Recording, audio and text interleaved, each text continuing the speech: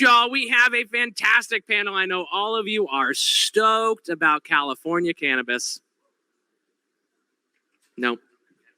Kidding.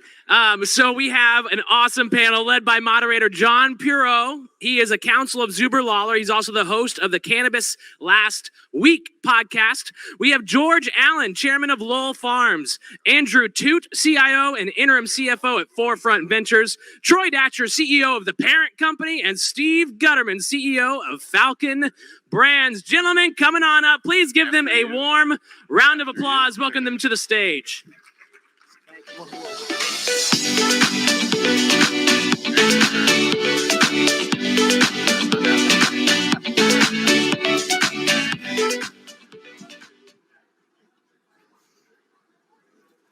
So thank you all for joining.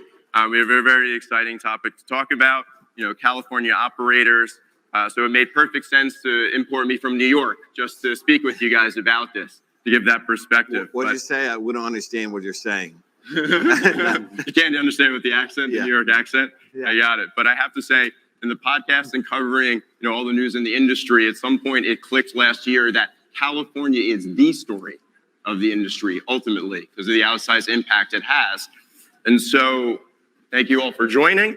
So the first question I want to ask, and I'll direct this to Andrew first. How has, I want to hear from each of you, how have your companies built themselves into positions of strength in a market as challenging and unique as California? It's a great start. So I'm at Forefront Ventures. We're in 5 states right now. We're in limited license states of Massachusetts and Illinois, but we got started in Washington. And in Washington State, we have 25 different brands, over a couple thousand SKUs. And we have high single-digit market share in one of the most competitive markets in the country. And we've done that through very little branding. It's all about low-cost production for us. And we think the sweet spot in the market is having low-cost production and being a consumer packaged goods producer.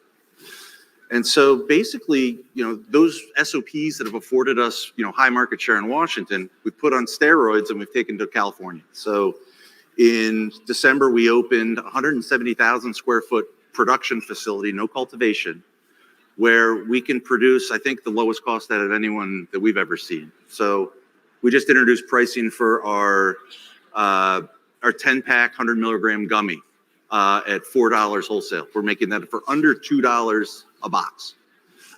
So there's just a lot of elasticity in the end markets in cannabis, and there's a lot of opportunity for low-cost producers to go in and take a ton of share, we believe. Got it. George. Yeah, so George Allen from Lowell Farms. Lowell's been around for a long time. It's one of the staple brands in California. I'm grateful to be here and be back in Benzinga. It's been 2 years since we've been together in Miami, and boy, have I needed this. So thanks for having me.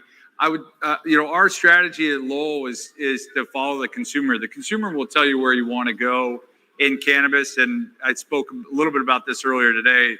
The consumer's telling us, if we're paying attention, the consumer's telling us that the way to win is to give the consumer more for less. That is 100%. I agree with what Andrew said. That is 100% what you have to do in this industry.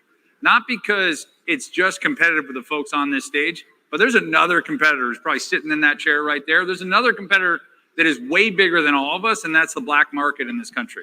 And if we're going to win against the black market in this country, we have to win on price. We have to lure that consumer, that daily smoker, into our store. And the way we're going to do it is we're going to get them there with price, give them a value that they simply cannot refuse.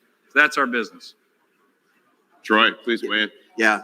So Troy Datcher, I'm with the parent company. We have a vertically integrated company in California. We own 11 dispensaries, 6 delivery depots. We can get up to about 80% of the California marketplace, and we own 8 brands today.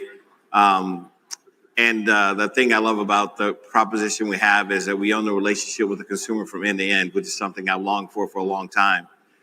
I've been in the job for 151 days. Who's counting? I guess I'm counting. Get hazard pay for that? Yeah. So what I do know and what we're trying to do at the parent company is be a brand builder.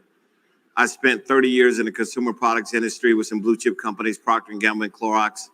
the last 22 years with Clorox, and I can tell you what we learned in the middle of the pandemic is brands matter.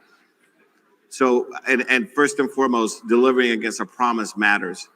The reason we own dispensaries is because it informs how we build brands. The reason we do deliveries is because it informs us about the experience with our consumers and how to build brands and drive innovation.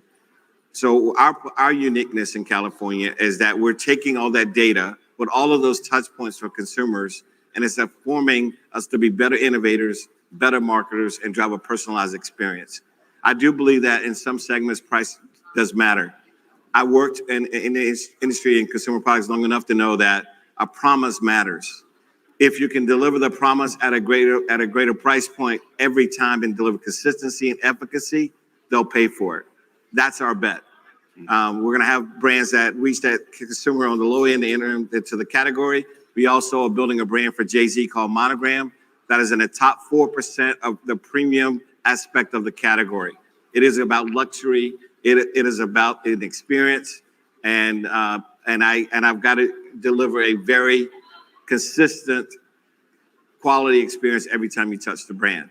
So I'm excited about being here. Thank you for the opportunity, and I look forward to meeting the folks here in the audience today. Steve? Yeah, thanks. I'm the CEO of Falcon Brands, and we've built one of the larger companies in California as well. We're vertically integrated. We have manufacturing and processing, a little bit of cultivation, distribute to about 400 dispensaries. Just recently opened a couple of dispensaries of our own, and we'll be opening more. And I couldn't agree, Troy, more with what you were talking about. It's so critically important to deliver on the brand promise, whatever your brand promise is, to consumers. And consumers are smart. It's funny, we have a lot of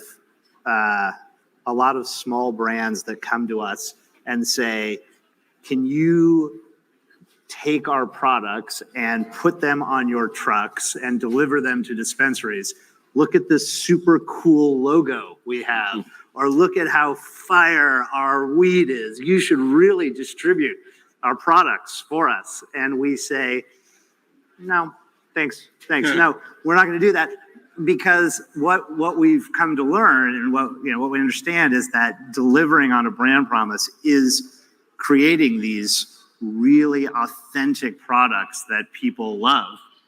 And we have people in our office that are properly tatted up, and massive users that are creating, look at these tattoos, that are properly tatted up and are producing products.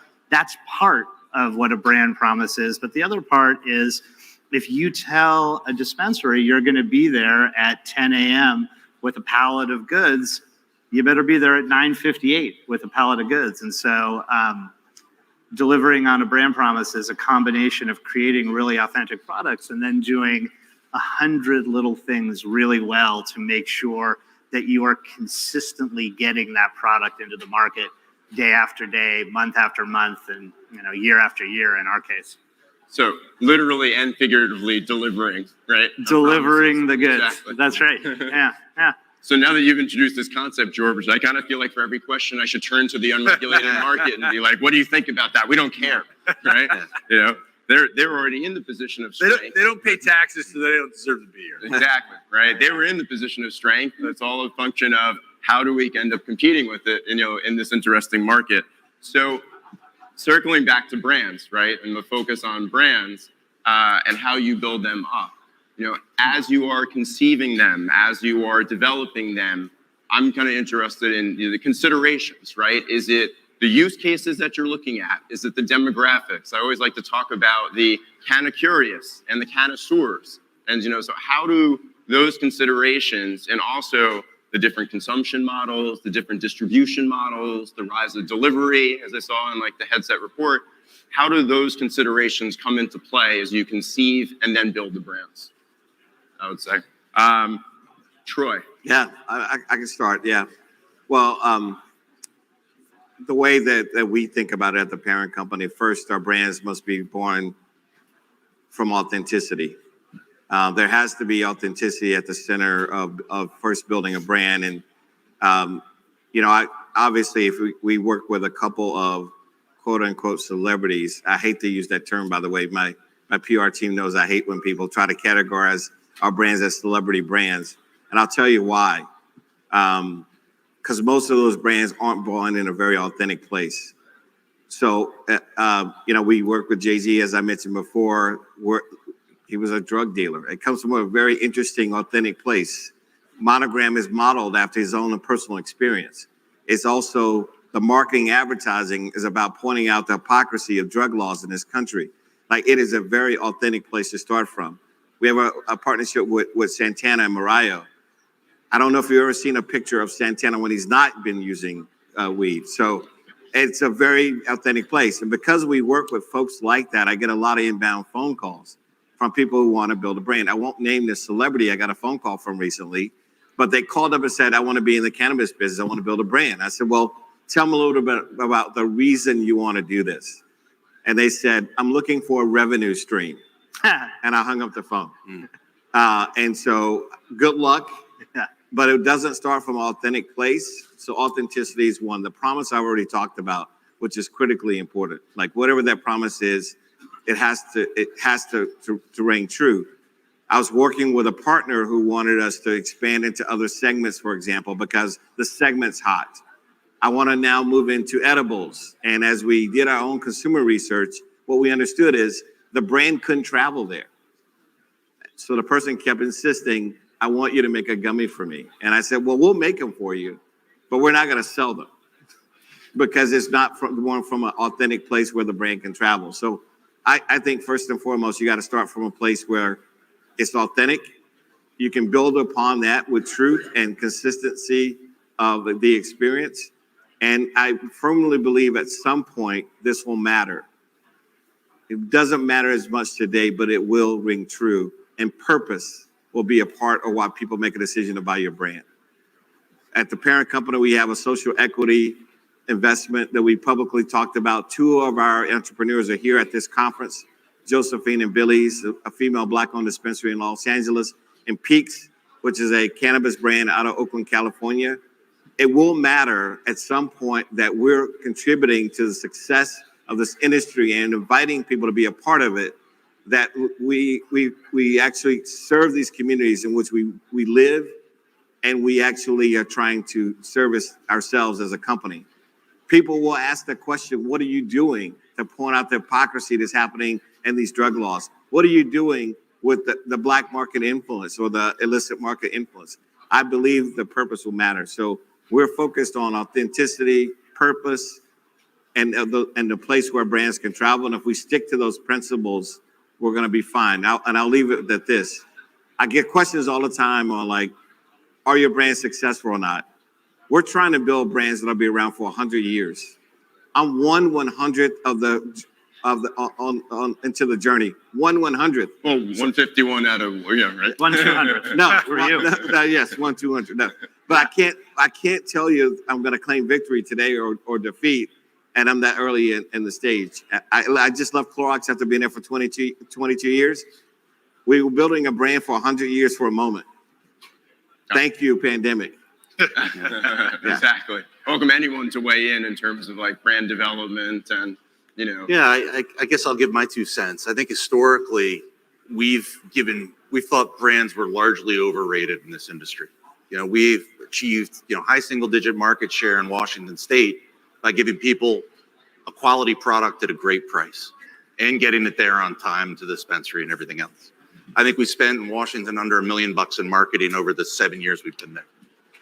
So the thought has always been, okay, if you can replicate that type of market share in every state you go to, you have established a national brand by giving people a great product that they want. That has always been our ethos. And we haven't seen any brand loyalty in states like California. And so when we came into California, I think it's a little bit nuanced state. I think brands matter more. I think you have terrific brands in California. I think you have terrific brands in California that aren't making any money. Why? Because they haven't figured out low-cost production. And so we are seeing, we have our eyes open to the importance of brands. And I'm becoming a convert that, probably some of the best cannabis brands are going to come out of California, but you have to be solvent to do that. And so we're seeing a lot of opportunity to either acquire or partner with folks to come onto our low-cost production that we've basically put our Washington low-cost production on steroids for Washington, or for California, as I said. And we have this opportunity to bring them on, cut out the costs, have that distribution, have that penetrated retail base that you can cross-sell in. I wouldn't call it a house of brands because that feels a little haphazard to me. But I think that there's a lot we can do with very specific targeted brands bringing into our portfolio in California and making those profitable and giving them to consumers at a price that makes a lot of sense. Got it. I mean, George, I'm curious to hear your take on this also. Well, brands, obviously, brand matters a lot to us at Lowell. It was one of the first brands that sort of broke through to the mainstream consumer and introduced them to cannabis in a way that branded products were trusted, and communicated a quality and a certain experience before you even try cannabis. That's what really a great brand does. Gives you the same experience before you try the weed as after. You feel really great about it. And Lowell was really a pioneer in that. And I can't take credit for that, but what I can tell you is people buy California brands in other markets. People buy California brands in other markets not because they're California brands, but because of what it took to be successful in California meant that you had to have a certain genetic code. You had to have the certain sort of intangible that made you successful in the gauntlet. It is the most competitive market in the country with the most discerning consumer who was spoiled rotten with selection. And to be successful there, it's almost like writing a hit song. You don't know exactly what it takes, but when it resonates with the consumer. And what I can tell you is that Lowell, when we took that brand into Illinois and we took that brand into Massachusetts, we got almost overnight with very little marketing effort and a significant premium price point to other products in those markets, we got to the number 2 and the number 3 pre-roll state in those markets. Now think about who we're competing with in those markets.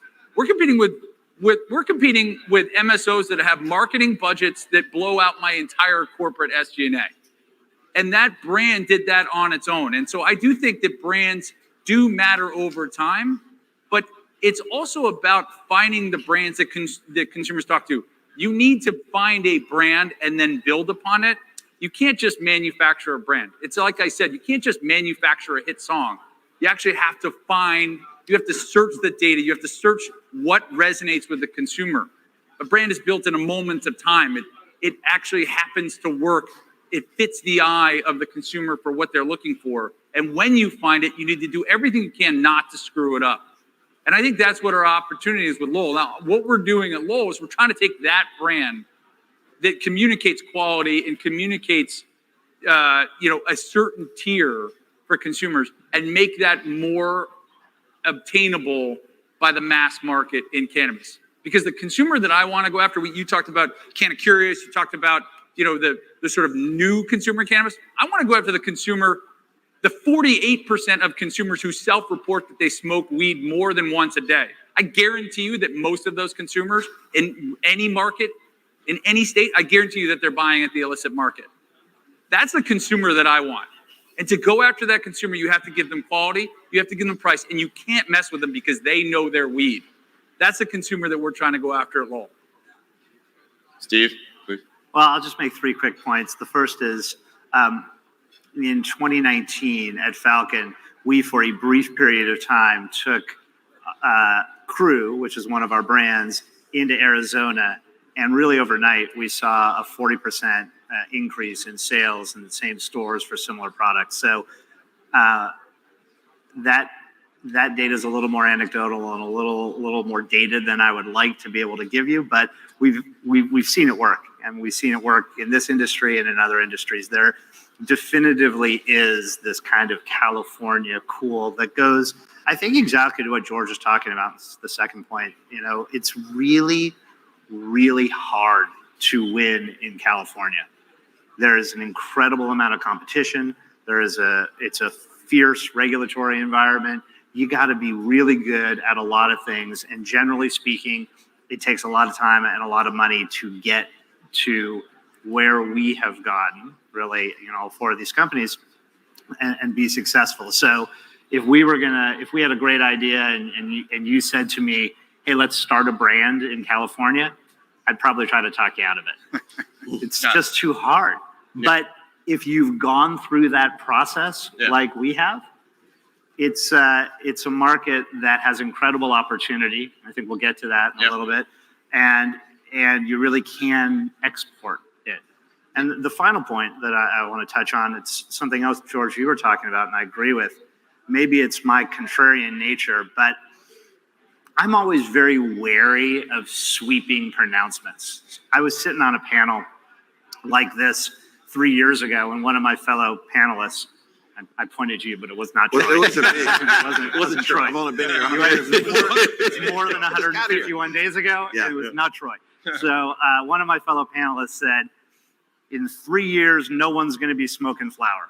And here we are, 3 years later. And I think that, the flower's death, to paraphrase Twain, has been somewhat exaggerated. So I think, George, what you just said is very important, that sure, we should go after soccer moms, and sure, we should go after the Canna Curious, and sure, we should go and try to expand the market. And let's also at the same time not forget who our core constituencies are, right? And so we make a concerted effort every day, not just to broaden the consumer base, but to really be attentive to that core customer who has been here for years, knows exactly what he or she likes. And, we're not going to be able to introduce some cute new gimmick to get that person to smoke. We are going to continue to produce really high quality, really good tasting, really impactful products that, like we talked about, are delivered on time and all of those things. Yeah, I think it doesn't roll off the tongue, but touching upon your point, maybe we call it the California competition crucible or something like, if you could survive it here, right, you could survive it anywhere. Yeah. And it puts you in a position with that quality that you've established and a brand that resonates, right? Because I think there's always an aspect of when you see the connoisseurs interacting, it's like a kid in a candy store, right? When a brand really instantaneously resonates with them. And what I'll say is this, right? In all the news I covered, one story that I thought was really interesting about California was, and it's unfortunate, right, that there are certain, robberies there, but at some point, I saw in the story that the reason they were happening was they were stealing brands, right, that were high quality because it resonated with the market. Yeah. And that's how the unregulated market, right, was competing essentially, was by taking established brands. And that shows you something with how established it was, and now essentially how entrenched these brands have become in the market. So you touched upon it a little bit, Steve. Why is California a unique opportunity going forward with the current construction in terms of taxes and everything? And how could it expand and be an opportunity going forward? Yeah, I think we've really touched on this. Really, a couple things. First of all, California right now, as a legal market, is $5 billion. It's the largest, most sophisticated, most robust cannabis market in the world. And so if you think about the growth in the cannabis market over the California market over the next year or two, just the growth equals the total size of some of the next biggest competitors. Second, and we've also talked about it with the non-existent person in the chair, you got a illegal market that's maybe $10, $11 billion.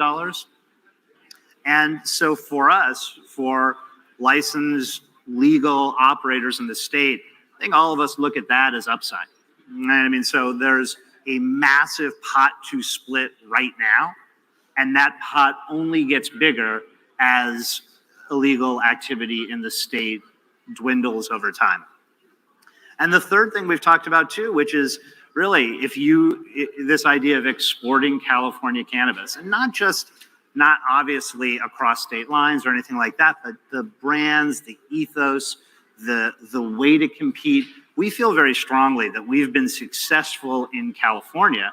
And so we haven't done this yet, but we feel confident that if we expand, or when we expand to geographically proximate states that have similar characteristics like Colorado or Oregon or Washington or Nevada, we'll do very well. Got it. And obviously I'm excited as an East Coaster, right, with that coming online, right, and the idea of California brands coming here. So I mean, Not geographically proximate, but also, exactly, not geographically proximate, also but an a exciting target. market. Okay, I would say all right, an it's coming. ultimate target market. I would Yeah, say. yeah, it's fair. Yeah. So I'm so yeah, for you guys also to weigh in, in terms of the unique opportunity for California going forward, the shifts that might happen to enable that, to unlock that potential. I think George, I think you alluded to it a little bit in terms of some reforms that could be made when we spoke the other day. Taxation, curious to know why. I think California's got a real chance.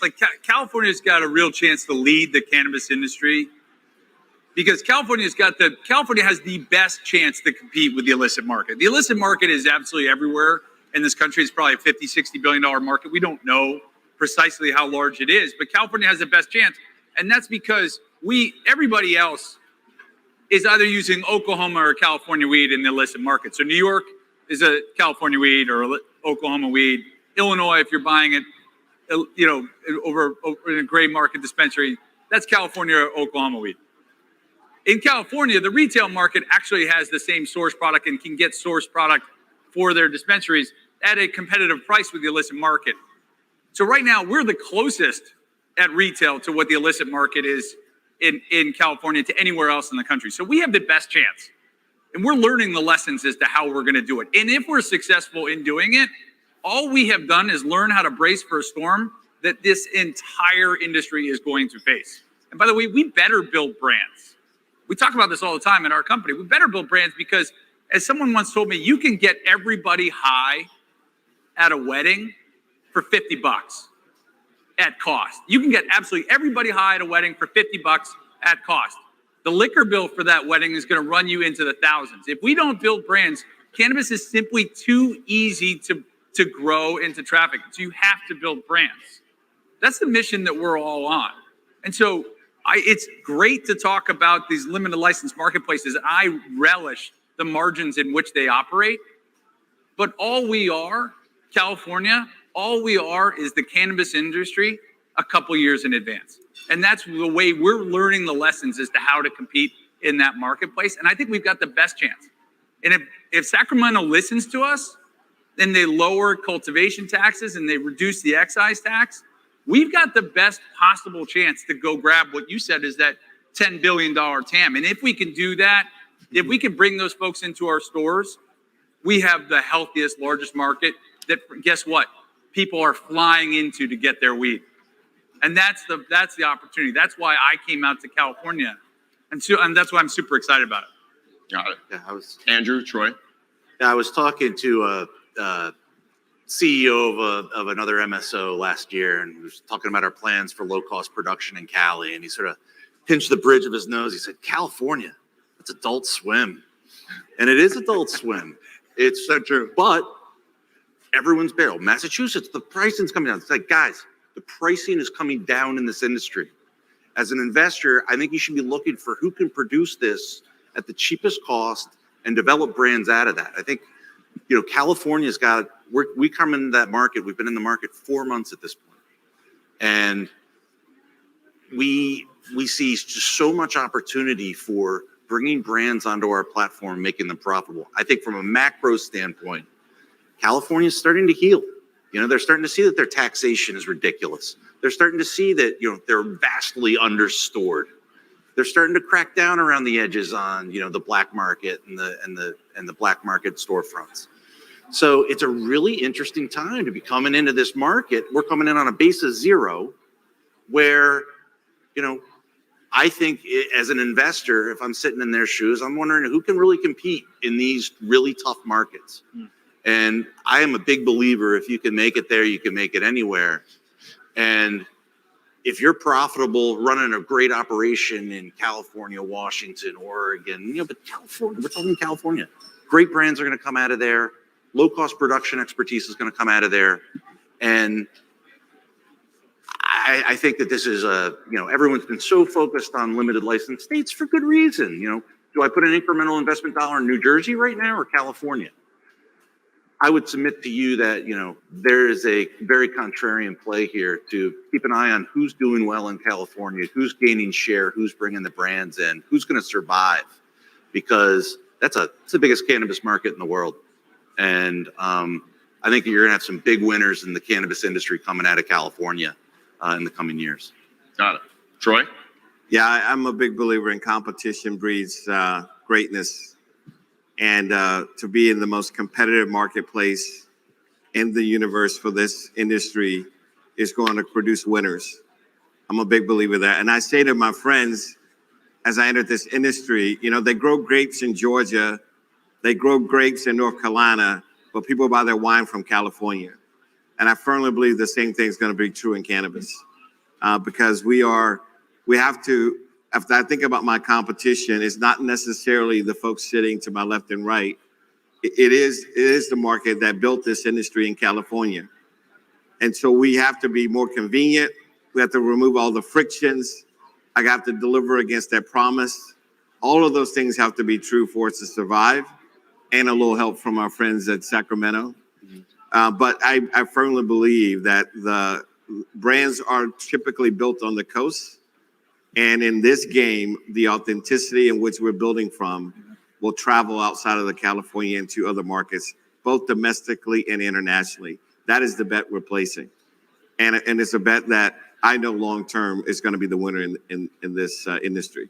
So I'm excited about the fact that we're in the most competitive marketplace with all the crazy dynamics.